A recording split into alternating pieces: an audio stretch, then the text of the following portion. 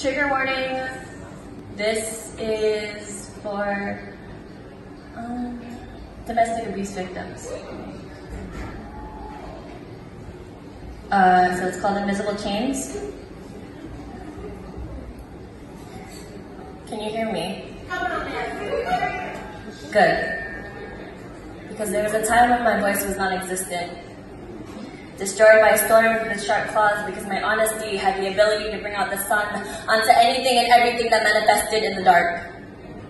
I was force-fed by stories to clog my throat from releasing the truth. Emotional abuse comes in forms that most people have told us that I was wrong for calling him abusive because he never hit me. Emotional abuse comes in forms that bang on the doors of my deepest fears even after the light switches off.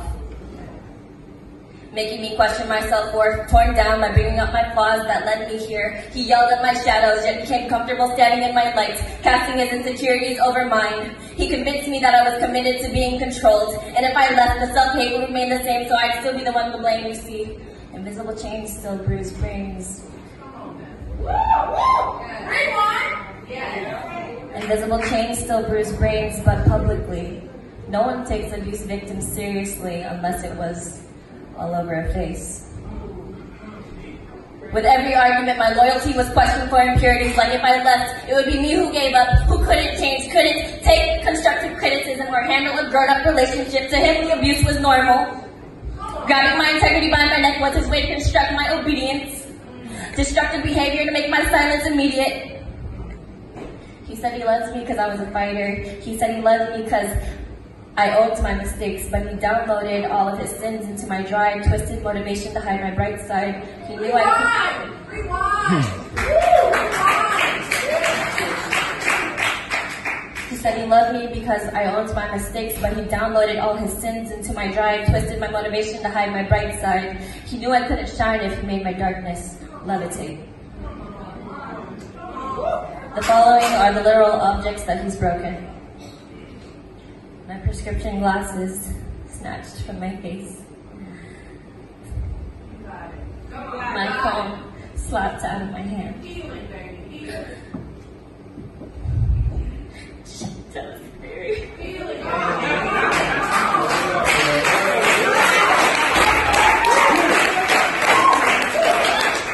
The coffee table flipped in my direction. And the list too ashamed to tell the real story because our story is never enough. Scared of being judged, weak, the victim shamed. Didn't try hard enough, shamed. Can't keep a man shamed, divorced, shamed. Come on, Vanessa. Speak your truth, baby. Because after the first forgiven strike, I watched my opportunities to leave disappear into the dangerous current while I sank into the persistent gaslightings.